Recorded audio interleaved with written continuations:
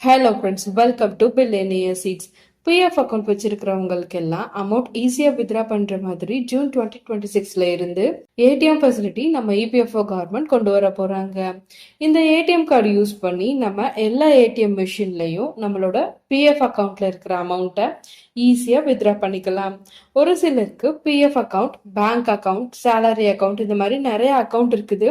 இதுல எந்த account PF account, எதுல அமௌண்ட் கிரெடிட் ஆகுது, எதுக்கு இப்போ ஏடிஎம் கார்டு கொடுக்க போறாங்க அப்படின்ற ஒரு கன்ஃபியூஷன் இருக்கும். அதை நான் இப்போ கிளியர் பண்றேன்.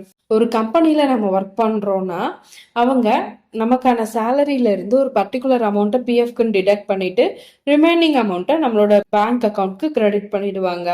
அந்த அமௌண்ட்டை நம்ம வித்ரா ஜிபே மூலமா இல்ல யூபிஐ மூலமா இல்ல ஏடிஎம் கார்டு யூஸ் பண்ணி வித்ரா பண்ணிட்டு நம்மளோட அன்றாட தேவைகளுக்கு நாம செலவு பண்ணுவோம். ரிமைனிங் பிஎஃப்க்கு டிடக்ட் பண்ணப்பட்ட அமௌண்ட்டை நம்மளோட பிஎஃப் அக்கௌண்ட்ல கிரெடிட் பண்ணிடுவாங்க.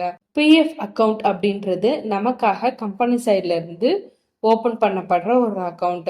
நம்ம அக்கௌண்ட்க்கு அக்கௌண்ட் நம்பர் இருக்கும் இல்லையா, நம்ம நார்மலா சேலரி அக்கௌண்ட் அரல்ஸ் பேங்க்ல எஸ்பிஐ, இந்தியன் பேங்க், இல்லைன்னா ஹெச்டிஎஃப்சி, கேவிபி, இந்த மாதிரி பேங்க்ஸ்ல நம்மளுக்கு அக்கௌண்ட் ஓபன் பண்ணா அக்கௌண்ட் நம்பர் தருவாங்க இல்லையா, அதே மாதிரி பிஎஃப்க்கு அக்கௌண்ட் ஓபன் பண்ணோம் அப்படின்னா இதை நம்ம யூஏஎன் நம்பர்னு சொல்லுவோம். யூனிவர்சல் அக்கௌண்ட் நம்பர் அப்படின்னு சொல்லுவோம். உமாங், யுஎம்ஏஎன்ஜி, உமாங்னு சொல்லிட்டு ஒரு ஆப் இருக்குது.